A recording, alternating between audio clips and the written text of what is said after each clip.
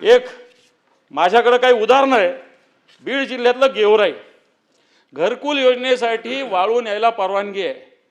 या इथल्या गेवराईच्या तहसीलदारांनी 25,000 ब्रास वाळू स्वतःच घेऊन गेला। 90 कोटी रुपयाची सभापती तहसीलदारच।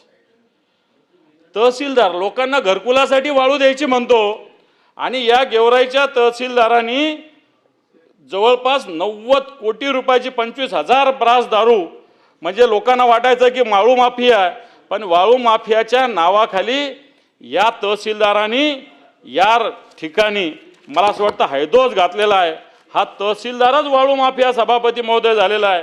आणि म्हणून कुंपण शेत खातं हा मुद्दा मी इथं आपल्या माध्यमातून सरकारसमोर मला वाटतं स्थानिक आमदार विजयसिंह पंडित यांनी सुद्धा तक्रार केलेली सभापती महोदय। आणि म्हणून वाळू माफिया बदनाम होत असतानाच अधिकारीच कशा पद्धतीने, तसंच उदाहरण बाजूला अंबडचा तहसीलदार लाच घेताना गेला सभापती महोदय। विजय चव्हाण नावाचा अधिकारी हा एसीबीच्या जाळ्यात अडकला वाळूमध्येच।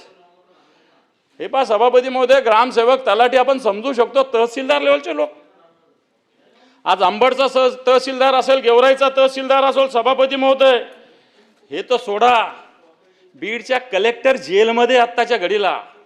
मी राज्य कसं चालतंय सांगतोय, गुड गव्हर्नन्स कसं आहे। या राज्याचे कलेक्टर जेलमध्ये या राज्यात काम करणार आहे सभापती महोदय। तहसीलदार वाळू चोरी करतात, अशा प्रकारची या राज्याची स्थिती नाही। राज्य गुड गव्हर्नन्स म्हटलं जातं, झिरो टॉलरन्स म्हटलं जातं। जर राज्याचे कलेक्टर जेलमध्ये, तहसीलदार जेलमध्ये, तर कोणतं गुड गव्हर्नन्स आहे, कोणतं गुड गव्हर्नन्स आहे, कोणतं झिरो टॉलरन्स आहे?